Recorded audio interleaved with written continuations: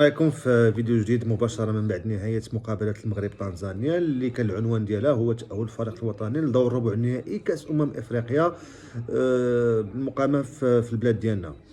المقابلة اللي كان الصعوبة ديالها كيف ما توقعت شخصيا ما كانش في قوة ديال الخصم، وإنما في طريقة تعامل الفريق الوطني المغربي في هذا النوع ديال المقابلات ديال خروج المغلوب اللي تاريخيا ما عندناش فيها شي نجاحات كبيرة. الإشارة فقط أن هذا الانتصار الرابع في الدور خروج المغلوب من بعد 2004 أمام الجزائر ومالي، و2021 ضد الملاوي.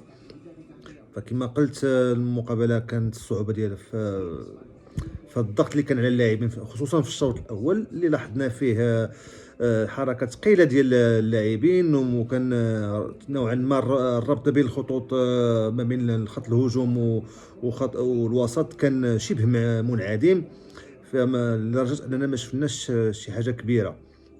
على العموم تأهل منطقي للدور المقبل في انتظار تحديد الخصم اللي غادي يواجه المنتخب المغربي.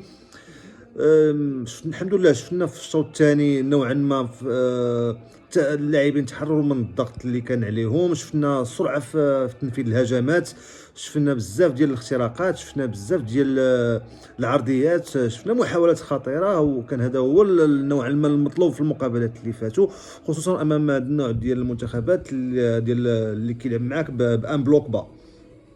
التأهل ما كيغطيش بزاف ديال العيوب، وبالعكس غادي تأهلنا وحنا معنا بزاف ديال علامات استفهام. واش الوسط ديالنا قادر يواجه منتخبات اللي كتلعب كتفرض القوه البدنيه زائد المهاره، امثال المنتخب النيجيري ولا الكاميروني ولا منتخب جنوب افريقيا؟ و لا شارنيير سونترال واش كتبعث على الطمأنينة والأمان؟